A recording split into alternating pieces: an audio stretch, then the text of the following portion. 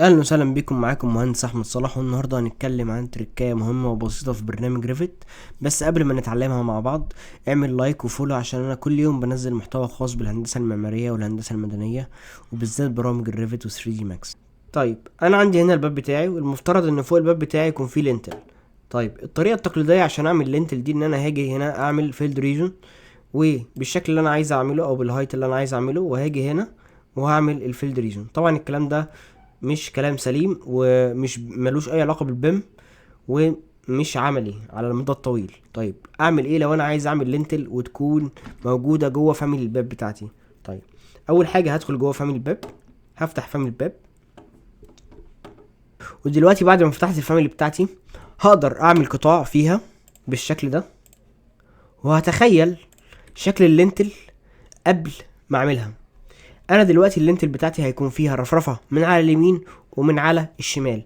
الرفرفه اللي من على اليمين وعلى الشمال دي هما الاتنين هيكونوا بنفس الطول، بمعنى كده ان هما الاتنين هيكونوا على بارامتر واحد. علشان احدد شكل اللينتل بتاعتي انا هاجي هنا في البلان عندي وهعمل ريفرنس بلين بالشكل ده. تو ريفرنس بلينز هيحددوا رفرفه اللينتل بتاعتي. هاجي اضيف بارامتر، هقول له البارامتر ده هاجي اضيفه نيو بارامتر، هعمل بارامتر تايب، هقول له والله ده لينتل اوفست فروم فريم. دايما يا جماعه لما بنعمل اي بارامتر يفضل قدر المستطاع ان انا اخلي البارامتر بيتكلم عن استخدام البارامتر، يعني ما اعملش البارامتر باي اسم وخلاص، علشان خاطر مش انا لوحدي اللي شغال على الفاميلي بتاعتي. وهاجي ادوس اوكي. عندي اللينتل اوفست فروم فريم ده انا ممكن اديله 200 مثلا من هنا، ده كمثال جوه الفاميلي. اوكي، هعمل دايمنشن هنا، هقول له والله الدايمنشن اللي ما بين الريفرنس بلين ده والريفرنس بلين اللي محددالي الفريم بتاع الباب هي بتساوي اللينتل اوفست فروم فريم اللي هي 200. وهاجي هنا من الناحية التانية هعمل برضو دايمنشن، وهقول له والله الدايمنشن دي بتساوي اللينتل اوفست فروم فريم. كده بقى عندي الاتنين ريفرنس بلين بتوعي محددين. هاجي عندي في القطاع اللي انا عملته. طيب اللينتل بتاعتي هتنزل هنا، واللينتل بتاعتي ليها ديبس.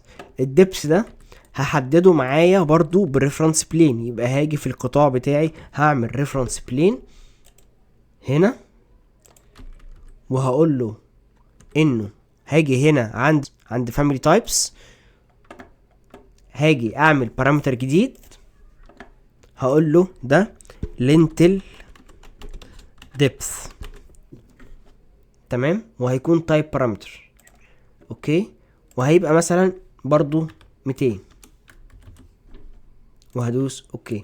طيب هدي هنا دايمنشن وهقول له والله انه الدايمنشن دي بتساوي اللينتل ديبس. دلوقتي انا عملت الصعب، ان انا عملت الريفرنس بلينز اللي بتحدد لي الشكل بتاعي وربطتها بالعنصر او بالباب بتاعي. دلوقتي جت اسهل خطوة معايا، ان انا هعمل الجيومتري بتاع اللينتل. هعمل الجيومتري بتاع اللينتل ازاي؟ هاجي اقول له والله انا قررت ان انا هعمل الكلام ده عبارة عن اكستروجن. هاجي هعمل اكستروجن، الاكستروجن ده هعمله ريكتانجل. تمام، من هنا لغاية هنا. هاجي كل الفايل دي اللي عندي هقفلها، بحيث ان انا كده حددته بايه حدود الريفرنس بلين بتاعتي وبحدود الحيطة. تمام، هاجي اقول له فينيش. هاجي في القطاع بتاعي هلاقي اللينت اللي انا عملتها تحت. هعمل ايه؟ همسكها موف هطلعها لفوق مش هترضى تطلع. طب ايه السبب؟ السبب ان هي associated to work plane. طب عشان افك الاسوسيشن ده هلاقي عندي هنا لوك صغير هدوس عليه disassociate from work plane. تمام. وهاجي اعمل move للاكستروجن بتاعي، هطلعه فوق عند الريفرنس بلين اللي بيحد الايه الفريم بتاعي. تمام. هاجي هنا هعزل الريفرنس بلين بتاعتي الاتنين، وهعزل اللينتل بتاعتي، وهعمل اتش اي عشان اتاكد انه السناب بتاعي بينزل على الريفرنس بلين مش على اي جيومتري تاني. دايما لما بعمل اي اقفال بعملها على الريفرنس بلين مش على الجيومتري. طيب هاجي هنا هعمل اتش ار. دلوقتي فاضل معانا اخر حاجة علشان خاطر اربط اللينت اللي انا عملتها بالماتيريال بتاعتي اللي جوه المشروع عندي. طيب انا عندي هنا الماتيريال بتاعت اللينت بتاعتي ما فيهاش اي حاجة موجودة باي كاتيجوري. طيب انا هاجي على associate family parameter من هنا، هاجي اقول له والله انا عايز اعمل create parameter جديد. parameter ده هيكون type وهسميه lintel material. هدوس له اوكي اوكي. هتشيك على الجيومتري بتاعي او شكله كده من ال 3D. هاجي عندي هلاقي انه اللينتل معموله مظبوطه بالشكل اللي انا عايزه. هاجي عندي هعمل لها لود في البروجكت بتاعي، هلاقي عندي انه اللينتل بتاعتي نزلت، بس هي نزلت لونها ابيض. طيب علشان خاطر اساين ماتيريال لللينتل بتاعتي هدخل على الباب نفسه، هقول له edit type. هلاقي عندي هنا ان انا موجود لينتل ماتيريال اللي انا عملته. هقول له والله انا عايز اغيره من هنا.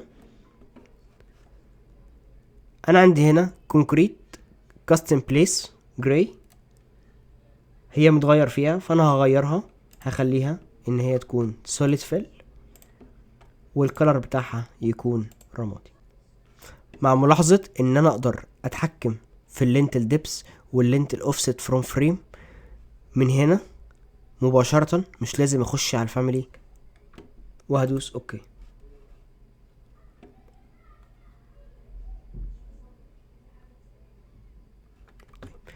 هنا هلاقي الباب بتاعي موجود فيه اللينتل. هطلع فوق هلاقي برضو نفس الباب موجود فيه اللينتل.